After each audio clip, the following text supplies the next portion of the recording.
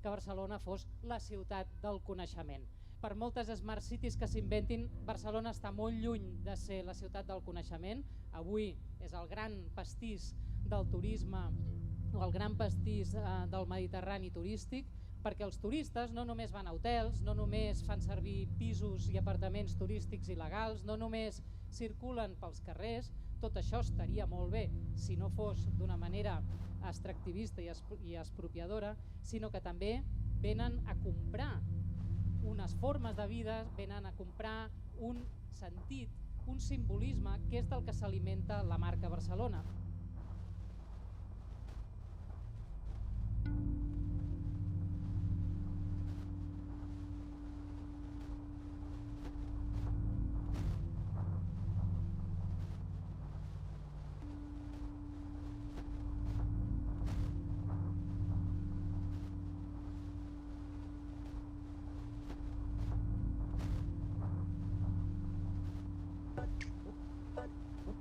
El Pla Paral·lel és un projecte urbanístic de l'Ajuntament de Barcelona que, a demanda del sector privat, pretén revaloritzar l'Avinguda Paral·lel i el Poble Sec, connectant-los amb altres punts estratègics com el Port i les Rambles.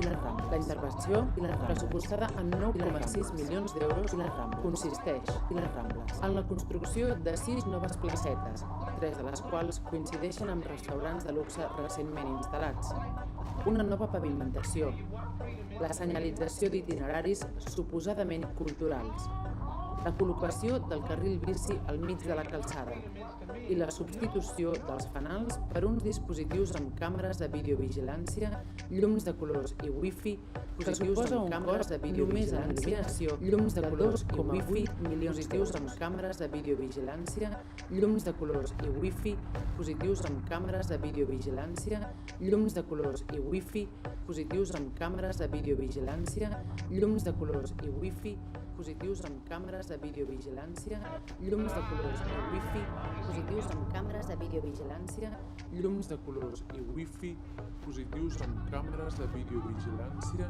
llums de colors i wifi, positius amb càmeres de videovigilància, llums de colors i wifi, positius amb càmeres de videovigilància, llums de colors i wifi.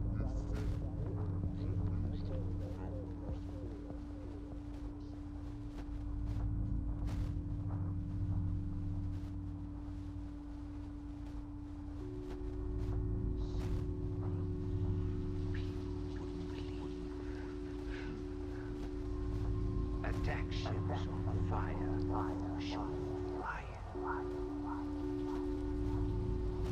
I watched seaweeds glitter in the darkness of terror.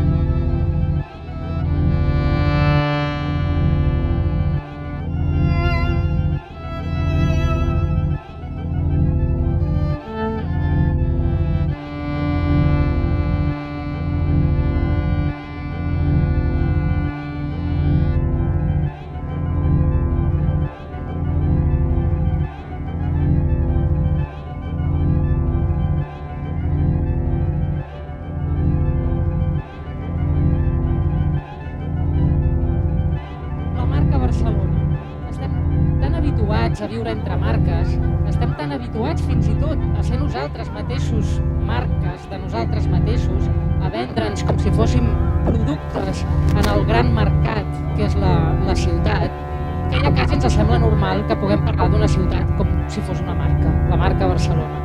La marca Barcelona, la marca Barcelona compite con las otras marcas en el mercado de las marcas y tenemos que desear vivamente que esté entre las vencedoras, pues de lo contrario todos saldríamos perjudicados.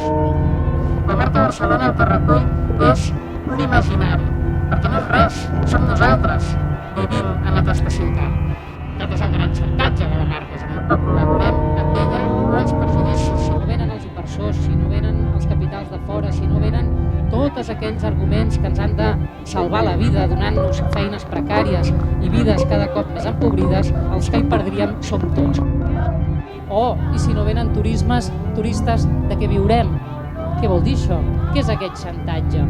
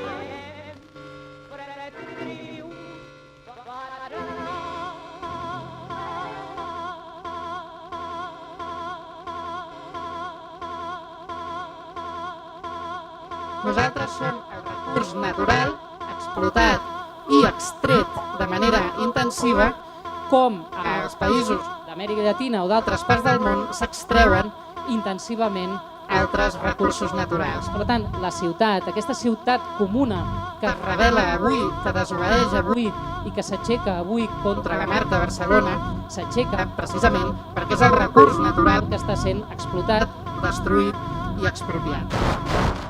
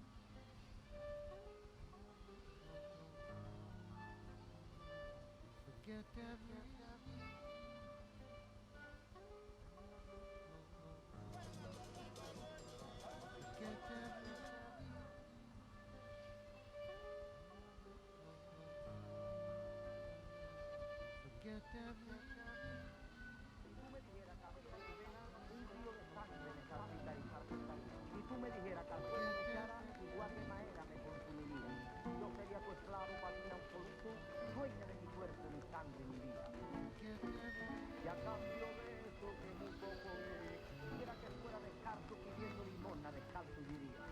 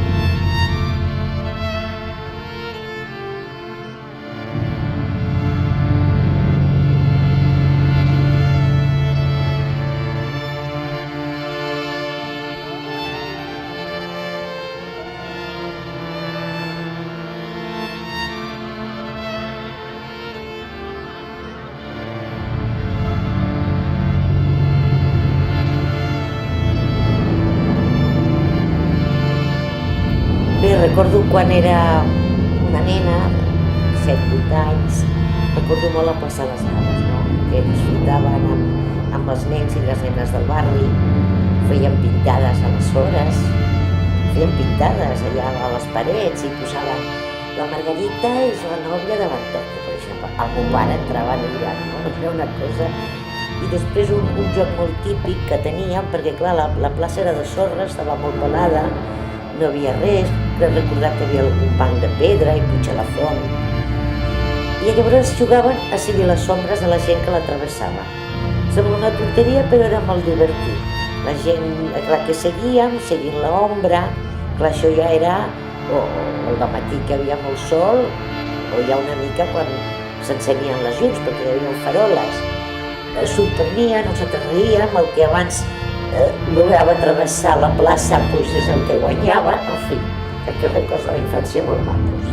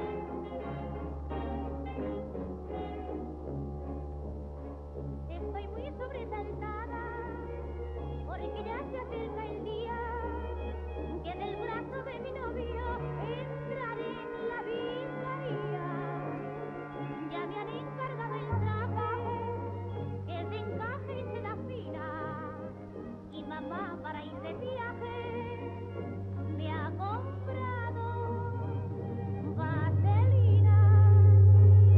Todos me aseguran que mi vida tal es muy conveniente para no andar mal. Pero soy tan inocente que no acierto a comprender para qué es la vaselina y en qué sitio la pondré. Si usted ya lo sabe, me debe explicar si el día de boda se debe de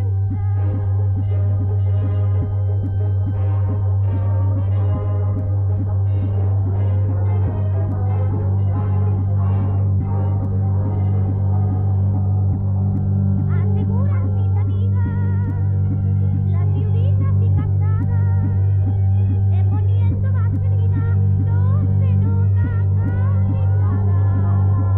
Y ayer dijo mi familia que en el día de la boda, como nunca fue la iglesia, que tampoco entrará trabajo. Y como a las personas no debe de ser Feréntico España. Parodia geográfica de la calle Purísima. Calle preciosa junto a la exposición.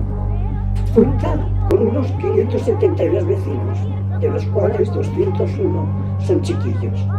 Tiene una extensión de 115 metros de larga. Está dotada de unas magníficas aceras y de una calzada de asfalto que sirve magníficamente para jugar a fútbol. Todas las horas y de estupenda pizarra para los chicos.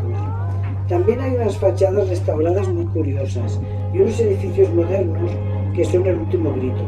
Pero lo más sorprendente son los edificios construidos en el siglo XVIII y que se hallan en inmejorable estado de conservación. Lo más notable de algunos de estos edificios es que para conservar su valor histórico siguen alumbrándose con lamparitas de aceite y petróleo. Para solaz esparcimiento de los chicos también disponen de un magnífico solar que es punto ideal para romperse la ropa, la cabeza y todos los miembros de que son poseedores, la gente menuda del barrio. Cuenta también con una suntuosa escalera de estilo romano, con magníficos jardines y formados por 59 escalones. Calle próspera en industria y comercio, dispone de una gran manufactura de calzado y reparaciones del mismo, un importante taller de niquelado, cromado, etc.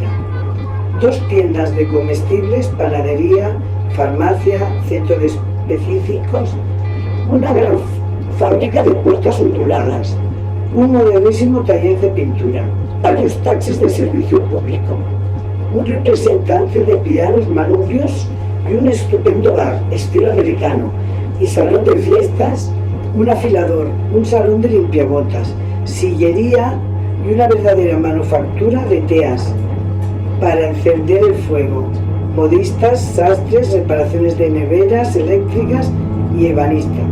Esta es la pequeña gran calle Purísima Concepción. Esta es la pequeña gran calle Purísima Concepción. José Ibáñez. Esta es la pequeña gran calle Purísima Concepción. José Ibáñez.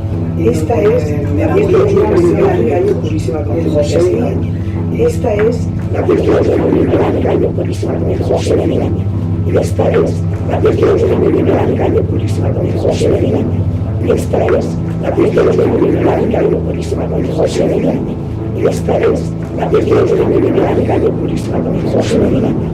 Y esta es la pequeña gran calle Purísima Concepción. José Ibáñez. Y esta es la pequeña gran calle Purísima Concepción. José Ibáñez.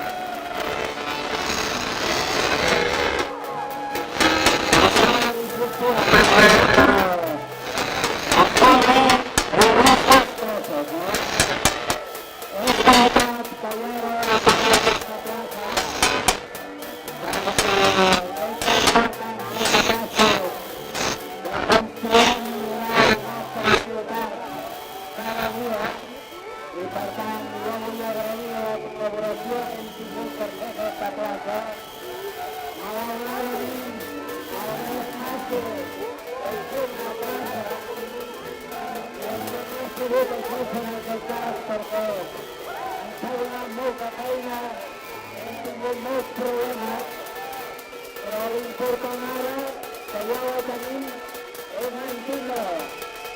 I mantindre-ho és una qüestió de tots, és qüestió de l'Ajuntament, però també és qüestió de tots els veïns i veïns. Escolteu, jo estic segur que serem capaços de mantindre-la i que aquesta plaça sigui un lloc no només d'esperit de